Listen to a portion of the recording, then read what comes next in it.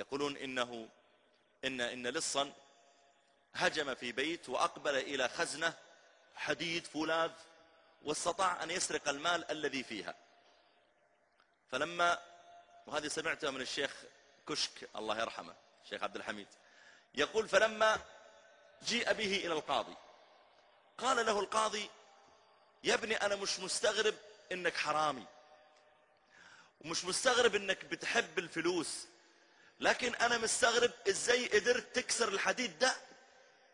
يقول الشيخ عبد الحميد كشك إنه كان يقول لك كذا، كيف قدرت تكسر الحديد؟ أنت حرامي مفروغ منها، تحب الفلوس، كيف قدرت تكسر الحديد؟ يقول فقال له الحرامي يا سيادة القاضي أما سمعت قول الشاعر ألا بالحرص يحصل ما تريد وبالتقوى يلين لك الحديد. الأخ داود عليه السلام وألنا له الحديد، يقول ألا بالحرص يحصل ما تريد وبالتقوى يلين لك الحديد. يقول فقال له وأيضا تحتج على وتزعم أن الله تعالى يعني أعطاك من القوة ما أعطى